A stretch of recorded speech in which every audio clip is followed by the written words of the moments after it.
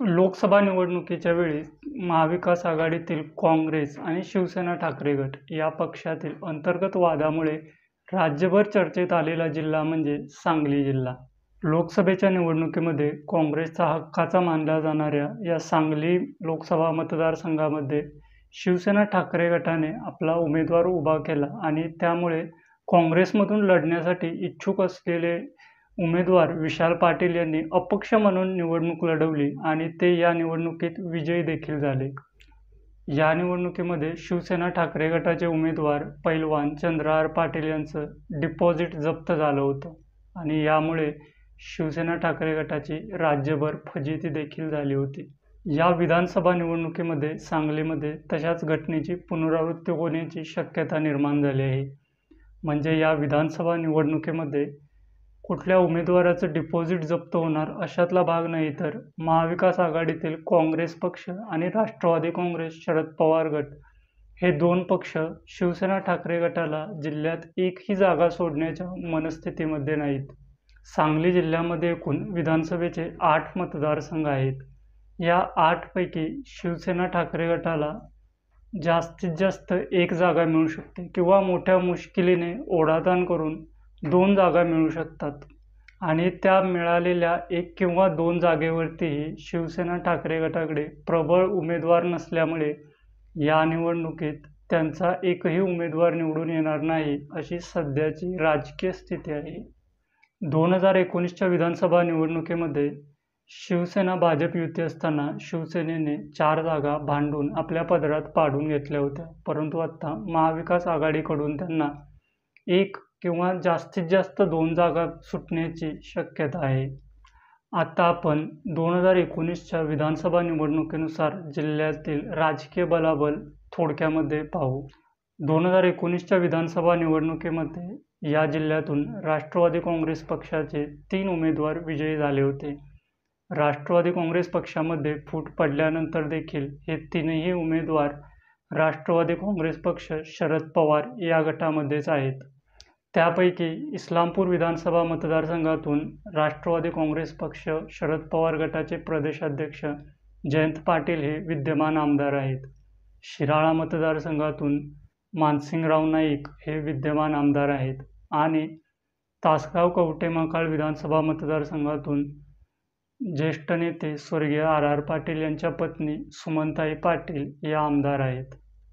आता तासगाव कवठेमहांकाळ मतदारसंघातून सुमनताई पाटील यांच्याऐवजी त्यांचे चिरंजीव रोहित पाटील हे निवडणूक लढवतील अशी चर्चा आहे, परंतु राष्ट्रवादी काँग्रेस पक्ष शरद पवार गटातर्फे या 3ही जागा लढवल्या जाणार याच्यात कुठलंही दुमत नाही. या 3 जागा व्यतिरिक्त राष्ट्रवादी काँग्रेस पक्ष शरद पवार गटाने अजून एका जागेची म्हणजेच 8 पैकी 4 जागेची मागणी केली आहे. 2019च्या विधानसभा निवडणुकीमध्ये काँग्रेस पक्षाचे या जिल्ह्यात 2 उमेदवार निवडून आले होते. पलूस कडेगाव मतदारसंघातून विश्वजित कदम विजयी झाले होते, तर जत मतदारसंघातून विक्रम सावंत हे विजयी झाले होते. त्यामुळे जत आणि पलूस कडेगाव हे स्टँडिंग आमदार असल्यामुळे या 2 जागा काँग्रेस पक्षच लढवणार. शिवाय सांगली विधानसभा मतदारसंघ हा परंपरेने काँग्रेस पक्ष लढवत आला आहे. या मतदारसंघामध्ये काँग्रेस पक्षाची ताकद चांगली आहे, त्यामुळे या मतदारसंघात देखील काँग्रेसचाच उमेदवार असणार आहे. म्हणजे 8 पैकी 6 जागांचा विषय इथं संपलेला आहे. आता 7वा मतदारसंघ आहे तो म्हणजे खानापूर आटपाडी विधानसभा मतदारसंघ. या मतदारसंघामध्ये 2019च्या विधानसभा निवडणुकीत शिवसेना पक्षाचे अनिल बाबर विजयी झाले होते, परंतु पुढे शिवसेना पक्षामध्ये फूट पडल्यानंतर अनिल बाबर यांनी एकनाथ शिंदे यांच्या शिवसेनेमध्ये प्रवेश केला होता. अनिल बाबर यांचं निधन झालं आहे आणि आता या मतदारसंघातून अनिल बाबर यांचे पुत्र सुहास बाबर हे प्रबळ दावेदार आहेत. एकनाथ शिंदे यांच्या शिवसेनेकडून सुहास बाबर यांना उमेदवारी मिळण्याचे संकेत देखील दिले गेले आहेत. या खानापूर आटपाडी विधानसभा मतदारसंघामध्ये महाविकास आघाडीकडे सध्या तरी तसा तुल्यबळ उमेदवार नाही. या खानापूर आटपाडी विधानसभा मतदारसंघाचे माजी आमदार राजेंद्रअण्णा देशमुख यांनी भाजपला रामराम ठोकून राष्ट्रवादी काँग्रेस पक्ष शरद पवार या गटात नुकताच प्रवेश केला आहे. त्यांच्याबरोबरच माजी आमदार सदाशिवराव पाटील व त्यांचे पुत्र वैभवदादा पाटील हे देखील राष्ट्रवादी काँग्रेस पक्ष अजित पवार गटातून बाहेर पडून तुतारी हातात घेण्याची शक्यता आहे.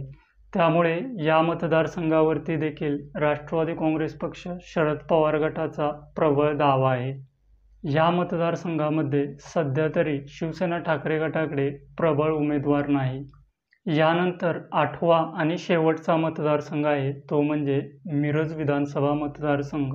आता हा एकमेव मतदारसंघ असा आहे की जो मतदारसंघ महाविकास आघाडीकडून शिवसेना ठाकरे गटासाठी सोडला जाऊ शकतो. अर्थात या मतदारसंघामध्ये देखील काँग्रेसची चांगली ताकद आहे, परंतु कुठेतरी तडजोड म्हणून किंवा कॉम्प्रोमाइज म्हणून हा मतदारसंघ शिवसेना ठाकरे गटासाठी सोडला जाऊ शकतो. परंतु या मतदारसंघामध्ये शिवसेना ठाकरे गटाचा उमेदवार निवडून येण्याची शक्यता खूपच कमी आहे. कारण या मतदारसंघामध्ये गेली 3 टर्म म्हणजेच 2009, 2014 आणि 2019 असे सलग 3 वेळा भाजपचे उमेदवार डॉक्टर सुरेश खाडे हे निवडून आले आहेत. सुरेश खाडे हे सध्या महाराष्ट्राच्या मंत्रिमंडळामध्ये कॅबिनेट मंत्री आहेत, तसेच ते सांगली जिल्ह्याचे पालकमंत्री देखील आहेत. काही दिवसांपूर्वी 20पेक्षा जास्त अधिक आजी माजी नगरसेवकांचं सर्वपक्षीय शिष्टमंडळ सुरेश खाडे यांना भेटलं व त्यांनी आपला पाठिंबा डॉक्टर सुरेश खाडे यांना जाहीर केला आहे. म्हणजेच या मतदारसंघामध्ये कदाचित शिवसेना ठाकरे गटालाही जागा मिळाली तरी प्रबळ दावेदार नसल्यामुळे या मतदारसंघामध्ये शिवसेना ठाकरे गटाचा उमेदवार निवडून येणं ही एक अशक्यप्राय गोष्ट आहे.